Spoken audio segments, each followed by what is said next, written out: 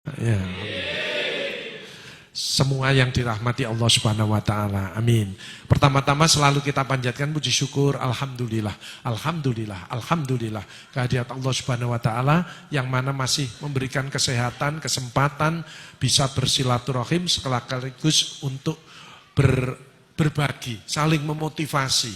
Mudah-mudahan panjenengan semua ke depannya insya Allah tambah sehat, tambah sukses, tambah bahagia, tambah sabar, tambah ikhlas dalam menjalani hidup, dan insya Allah tambah berkah ke depannya. Untuk yang sedang dirawat mudah-mudahan cepat sembuh. Amin. Shalawat serta salam semoga tetap tercurahkan pada junjungan kita Nabi besar Muhammad SAW. Bapak Ibu Saudara sekalian, perkenalkan saya panggil Pak Agus gitu aja.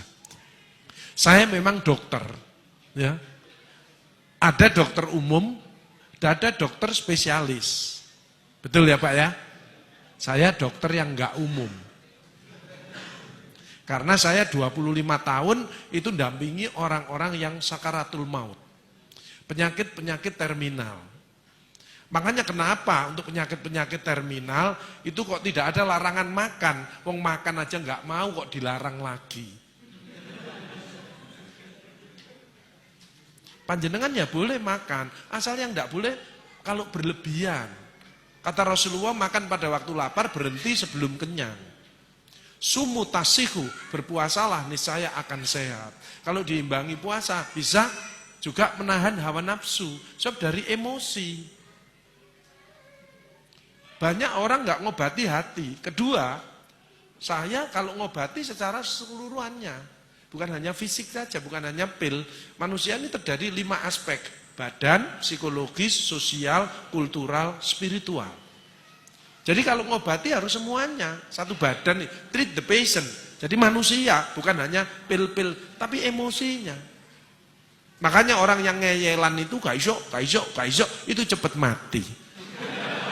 Karena kortisolnya meningkat. Jadi justru penyakit hati ini diobati. Makanya obatnya Rasulullah adalah istighfar. Dalam hadis qudsi, astaghfirullahaladzim innahu kana ghaffaro ya hayyu ya qayyum bi rahmatika astaghis. Itu enggak pernah disampaikan, hanya dikasih pil, itu fisik. Padahal kausanya di hati. Nanti kita bahas satu persatu. Makanya saya ini tugasnya adalah bagaimana orang itu tidak menderita, bagaimana orang itu semangat, dan bagaimana orang itu siap kalau sewaktu-waktu dipanggil sama Allah. Itu tugas saya. Jadi kalau ada orang sakaratul maut, lainnya ditinggal, saya enggak, saya rangkul, saya bimbing, saya dampingi, karena ini saat yang menentukan. Itu bedanya. Ya. Jadi saya di bagian penyakit terminal, sehingga saya kalau melihat orang sudah tahu. Orang ini masih takut sama istrinya, kelihatan. Ya, orang ini masih banyak utang, itu kelihatan. Kalau yang hadir di tempat ini wajahnya ini wajah surgawi. Orang-orang yang ikhlas. Orang-orang yang penuh syukur. Orang bersyukur itu mesti daya tahan tubuhnya meningkat, nggak gampang sakit.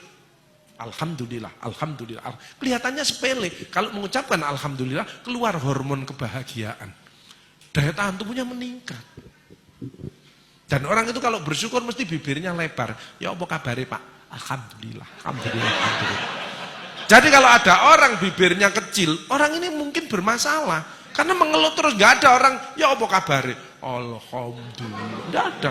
Bibir kecil mesti, lah ya mesti ngono, mesti cabut deh. Lain syakartum la azidanakum wa la in kafartum inna adzabi lasyadid. Kalau kamu bersyukur tak tambah. Kalau kamu mengeluh, maka amat pedih siksaku. Jadi orang yang hidupnya tidak enak, mungkin sering mengeluh. Dan memang disebutkan Quran surat Al-Ma'arij, innal insana khuliqa halu'a. Sungguh manusia diciptakan banyak mengeluh. Makanya kalau pengen sehat jangan ngomong wah, aduh. Alhamdulillah. Kalau ada sesuatu nggak enak itu dari diri kita, bukan dari orang lain.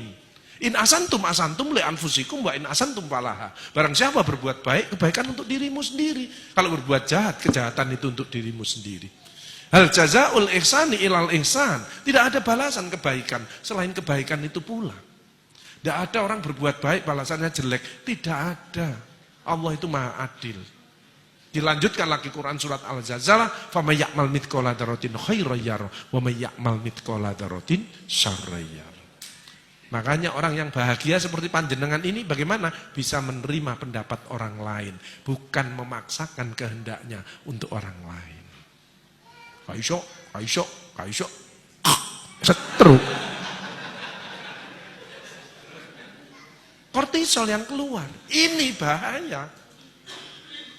Makanya hati kita harus dibersihkan dulu dari penyakit hati, AIDS, angkuh, iri, dengki, sombong. Itu harus didetox. Bagaimana bisa bahagia kalau masih punya iri hati ini? Apa sih artinya takwa? Alladzina yunfikuna fis-sarra'i wad-dharra. Dia peduli. Suka menafkahkan hartanya baik di waktu lapang maupun sempit. Kalau mau sedekah tidak usah nunggu kaya. Kaya itu belum tentu. Tapi dengan sedekah calon menjadi orang kaya. Wal kadzibinal ghaidz. Dia kalau debat selalu ngalah. Karena Allah janji, siapa yang salah dia ngalah. Tak buatkan istana nanti di surga. Tapi dia benar, dia ngalah. Maka istananya akan lebih hebat. Sayangnya banyak orang dolim. Istri ngomeli suami sudah senden di tembok, habis nyerah ini.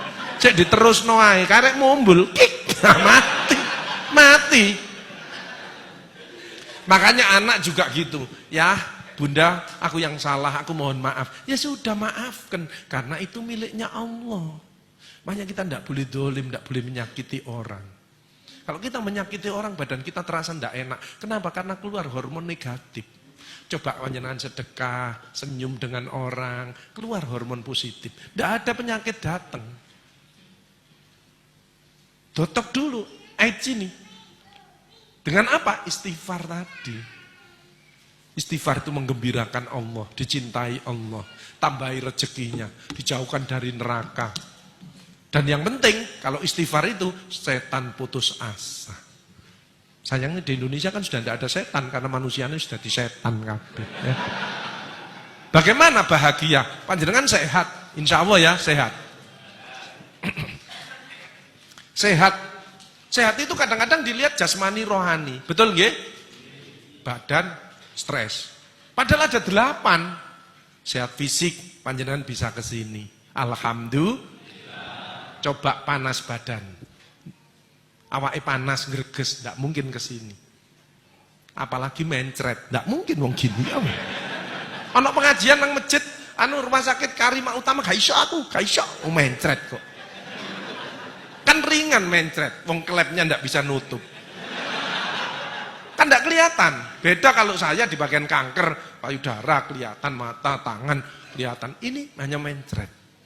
Alhamdulillah. Sebutkan supaya keluar hormon kebahagiaan.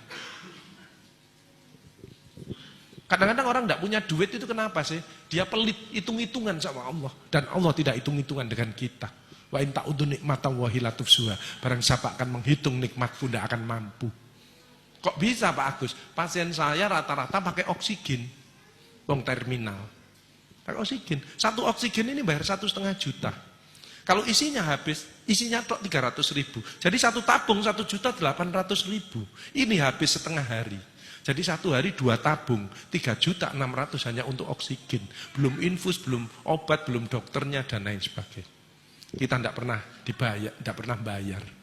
Coba seandainya nanti kita panjenengan undur di rumah terus besok pagi ada tamu tok. Assalamualaikum, waalaikumsalam warahmatullahi wabarakatuh. Saya utusan dari Allah ingin narik rekening berapa liter oksigen yang panjenengan hirup mulai lahir sampai sekarang. Oksigen tok, enggak usah anak, enggak usah rumah, enggak usah sepeda motor, enggak usah mobil, enggak usah tanah. Oksigen yang panjenengan hirup ditagih sama Allah. Panjenengan jawab. Panjenengan gini tok paling blek mati ya. Gitu kok kadang-kadang jahat sama istrinya, gitu kok kadang-kadang tidak mau baik dengan putra putrinya, gitu kok kadang-kadang tidak nyapa sama tetangganya. Yuk kita rubah, yuk kita istighfar 3 kali yuk. Astagfirullahaladzim, astagfirullahaladzim, astagfirullahaladzim. Ampuni ya Allah, ampuni ya Allah. Makanya Rasulullah itu manusia yang sudah dijamin masuk surga, tidak lepas dari istighfar 100 kali satu hari. Apalagi kita yang penuh dengan dosa. Alhamdulillah ditambah Astagfirullah ditolong sama Allah. Apa yang sulit?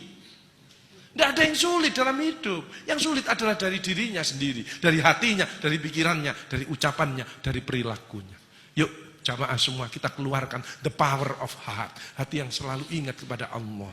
Hati yang selalu bersyukur kepada Allah. The power of mind. Pikiran selalu positif. Tidak pernah berisi yang negatif-negatif. Kemarin ada orang mau makan sate. Pikirannya negatif. Satenya dipegang terus ngomongnya gini. Ya apa enggak kolesterolku. Jadi satenya utuh kolesterolnya naik.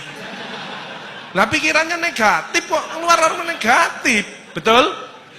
Coba ngomongnya gini, ya Allah tambahi kesehatanku dengan sate ini dan buang semua penyakit yang ada di tubuhku dengan sate ini. Makanya keluar hormon positif, sate ini kalau dimakan bukan jadi kolesterol tapi jadi tenaga untuk kita bisa beribadah dan berkarya. Alhamdulillah. Apa harta penting Pak Agus? Penting, tapi yang cari yang barokah, hasilnya halal. Tapi kalau ada sebagian diberikan, itu namanya berkah. Selalu bertambah kebahagiaannya. Tapi kalau ditumpuk untuk dirinya sendiri malah jadi bencana. Teman saya ada, sukses. Pendidikannya tinggi, anaknya di luar negeri. Rumahnya banyak, perusahaannya banyak. Mobilnya ganti-ganti. Ternyata dia kena diabetes, kena stroke, pasang ring. Itu dikirimi durian sama muridnya. Ya ditaruh di kulkas, dia kalau pengen ya hanya dia ambil, diambung gitu. Nggak berani makan.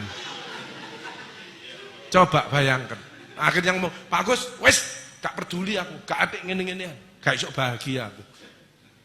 Uangnya banyak, nggak berani makan coba. Kalau lainnya makan sate dimakan, dia ndak dicecepi. Untuk apa harta? Hanya perbanyak sedekah.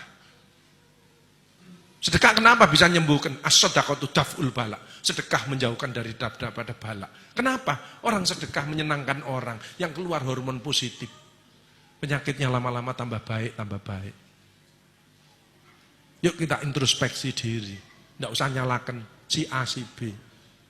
Ada orang nyalakan, aku gak cocok sama ibu itu, misalkan ibu-ibu. Ya gak apa-apa. Ibu itu dari kiri, ibu dari kanan. Beda nggak masalah. Yuk kita makan sambil sarapan, kita cari solusi. Betul? Ada ibu datang gini, aku gak cocok ambil ibu-iku, yuk gak cocok ambil iku, yuk gak cocok ambil iku, yuk gak cocok ambil iku. Ya ibu yang sakit. Ngomong gitu aja. Lah masa orang ini jelek semuanya?